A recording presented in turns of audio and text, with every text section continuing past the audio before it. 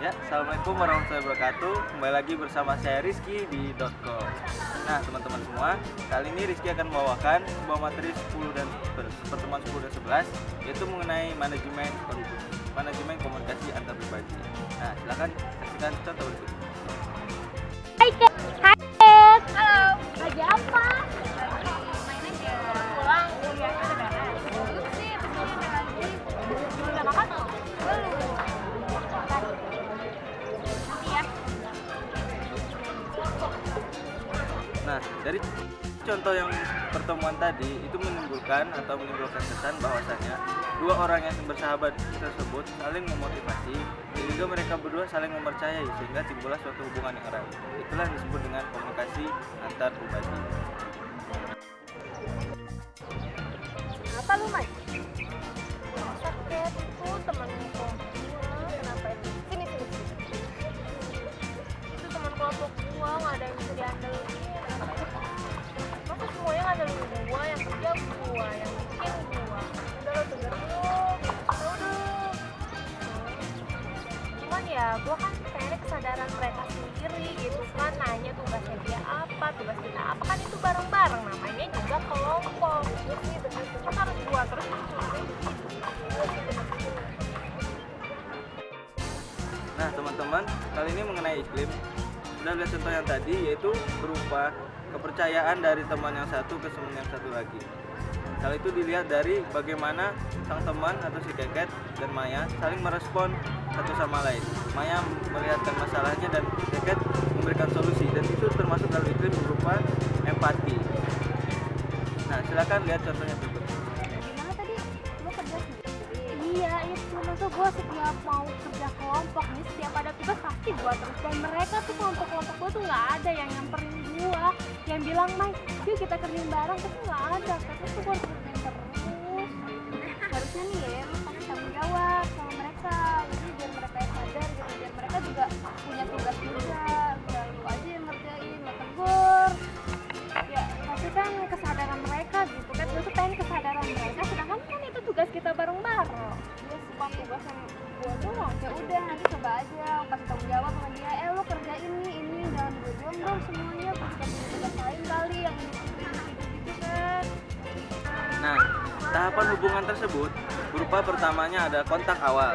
Setelah kontak awal, setelah mereka dekat, maka di situ ada uji coba kedekatan. Nah, pada saat uji coba inilah terlihat di mana mereka bisa bersatu atau tidak. Nah, menguji mereka dicoba kedekatan, makanya dari itu setelah itu terjadilah penguatan. Setelah penguatan terjadi, karena hubungan mereka semakin kuat, maka lama-kelamaan mereka menjadi bersatu. Nah, hubungan yang bersatu tersebut lama-lama berakhir menjadi sebuah kesadaran dan kekhasan. Mereka sadar dan mereka khas, hubungan mereka berdua jadi, makanya pada akhirnya terjadi pengikatan. Pada akhirnya mereka terikat berdua dan menjadi sahabat baik. Kakak, makasih ya, ternyata solusi lu berhasil. Dan sekarang tadi kelompok gue ikut kumpul loh, nantinya bareng-bareng.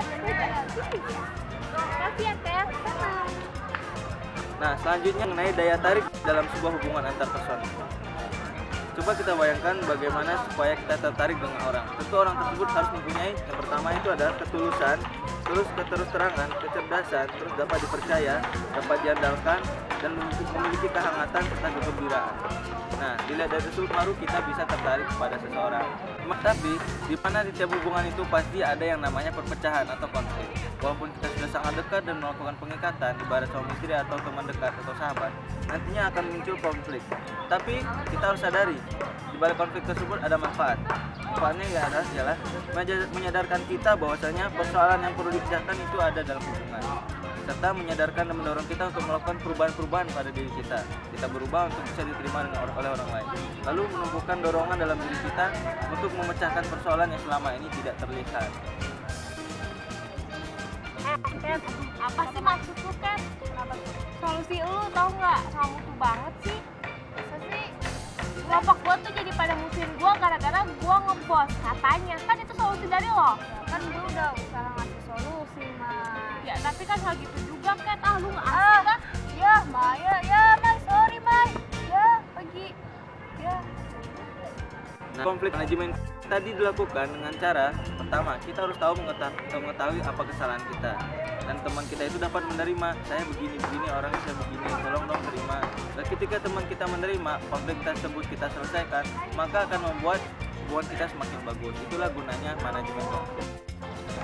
Oh, tadi gue kenapa marah-marah ya? Kan aku cuma ngasih solusi doang. Ya, gue harus minta maaf nih. Harus langsung minta maaf ke aku.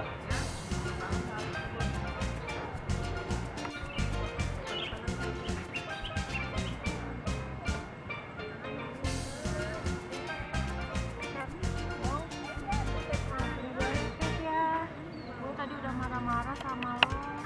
Mungkin nggak ya? Gue tau kok gue salah. Sebenarnya gue yang salah. Gue kan yang minta duit sama mereka dan gue gak ngasih solusi kayak gitu kan. Masih juga ya. Iya. Sama-sama. Semuanya teman-teman semuanya, begitulah bagaimana sebuah hubungan terjadi, di mana kita bisa bersatu dan juga ada konflik dan akhirnya berpisah dan bersatu kembali.